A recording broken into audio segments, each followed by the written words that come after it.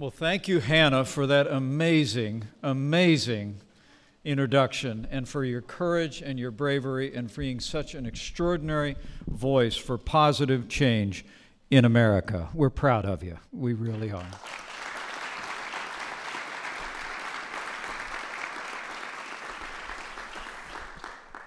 I was deeply moved, as I know you all were, by Hannah's reflections and the courage she and her mother have shown and their willingness to lend their voice and their experience to this enormously important national debate.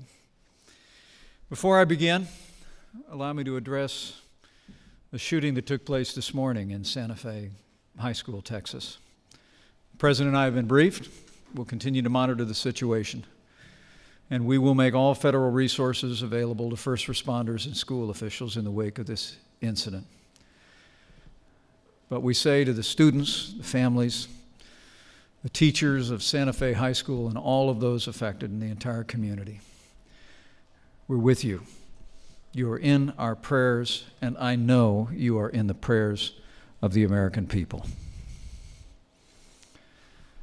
To members of the Cabinet, Governor Fallin, Governor Martinez, members of Congress, to all the state leaders gathered here, to all those working with faith and compassion and conviction all across this country, it is my great honor to join you here today at this first ever Prison Reform Summit at the White House.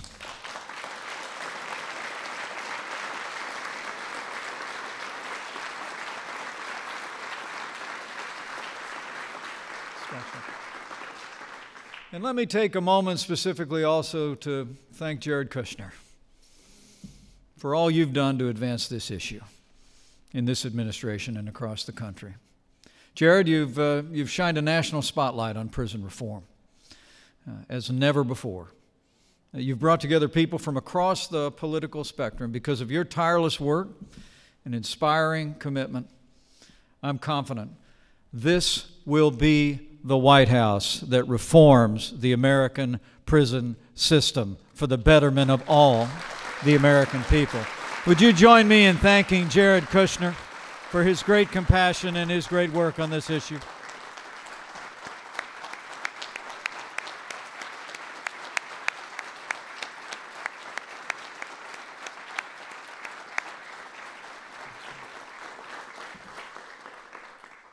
As you'll hear from President Trump in just a few minutes, prison reform is a national priority for the Trump administration.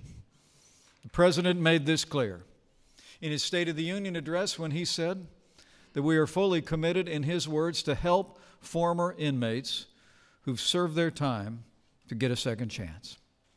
During this National Police Week and every week, we will always stand with the men and women of law enforcement as they work to keep our streets and cities safe. But we also stand for the principle that once you've served your time and paid your debt to society, you deserve a chance to make a difference in your life and in the life of this nation. Good.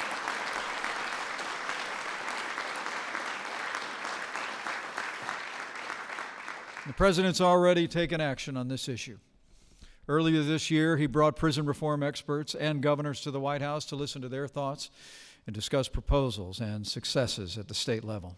In March, the President signed an executive order, as all of you know, to establish the Federal Interagency Council on Crime Prevention and Improving Reentry, which brings together leaders in our cabinet across the administration to craft recommendations for prison reform. And the President also declared April Second Chance Month to, in his words, celebrate those who have exited the prison system and successfully re-entered society and encourage expanded opportunities for those who have worked to overcome bad decisions earlier in life and are willing to work hard to turn their lives around. By failing to offer effective pathways to personal reform, the truth is our current prison system too often misses an opportunity to help people lead productive and fulfilling lives once they walk through the prison gates and return to their communities. This makes our nation less safe. It drains the public resources, and it too often ruins too many lives. The statistics are really astounding. You just heard Hannah recite some of them.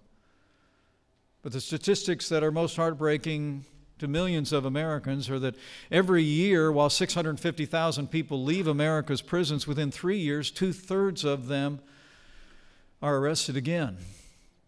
More than half will be convicted. 40% will find themselves back where they started, behind bars. It is a cycle of criminality. It is a cycle of failure. This is truly a crisis. It's also a crisis of public safety. It's driven by poor choices, let's be clear.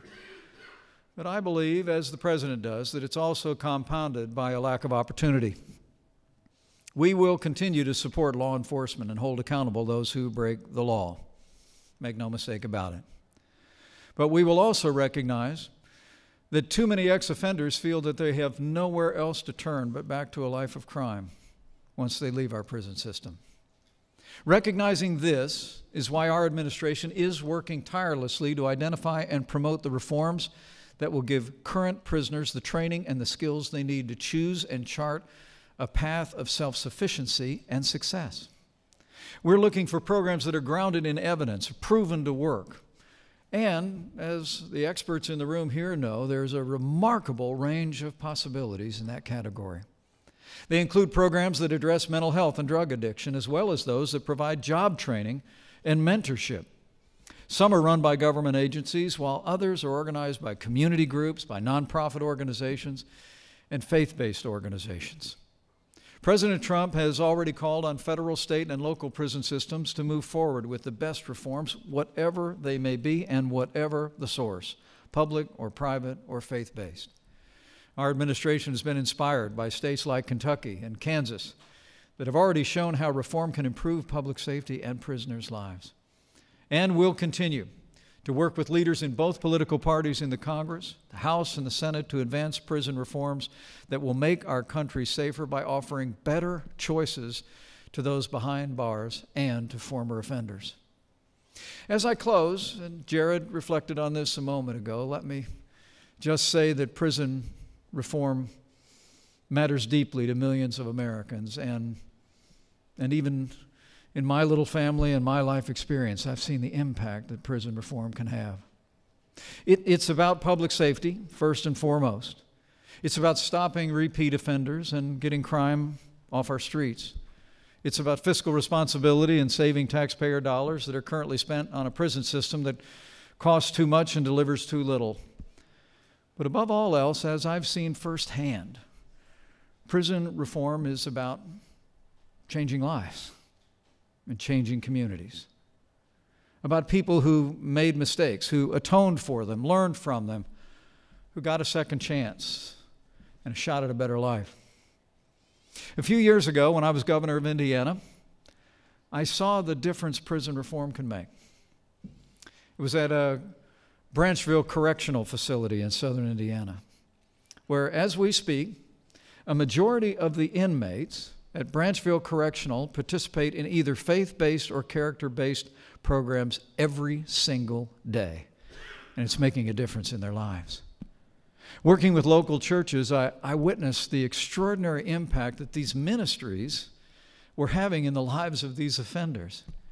And with a combination of workforce training in the same facility, we were not only creating the tools for their hearts to change, but we were giving them the ability to re-enter communities and have the kind of relationships in the communities that created pathways for gainful employment.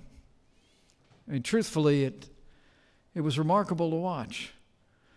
The symmetry, the relationships that would be built through these programs, through volunteers coming alongside offenders, pouring themselves into the lives of these offenders, building relationships. And as the offenders developed new skills and new abilities, then they would leave the Branchville Correctional Facility, re-enter the community, oftentimes Evansville, Indiana, and it was those very relationships that would open doors for gainful employment and a fresh start in life.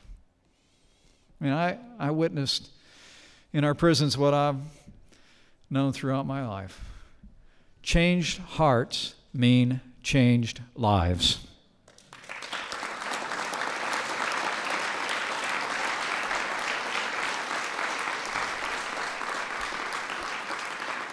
I also saw the impact of faith and mentorship at the Plainfield Correctional Facility, where we established a first-time offender program in the state of Indiana. Many of the mentors and volunteers in that program were ex-offenders who had turned over a new leaf after they have put their faith in God. They're now answering the call to ministry to men and women caught up in a life of crime, oftentimes in the very same facility where they spent time. You know, these changed lives inspire the nation. But these programs are making a difference in the lives of individuals and in communities every single day. The truth is, these programs are making America safer by opening doors to second chances to tens of thousands of those who made wrong choices earlier in life. And I can assure you, we are determined in this administration with President Trump's leadership to seek ways to expand these opportunities to more offenders to the benefit of the nation. That's what President Trump and our entire administration are committed to do, and I hope today's summit gives evidence to that. With all of your help, with the continued creative leadership of the great governors who are gathered here today and other state officials, with the extraordinary compassion and faith and innovation of those of you who've poured yourselves into the lives of offenders across this country and facilities across this country, with bipartisan support in the Congress and with the strong leadership of President Donald Trump, I know we will open pathways to second chances for more Americans, and we will make America safer than ever before.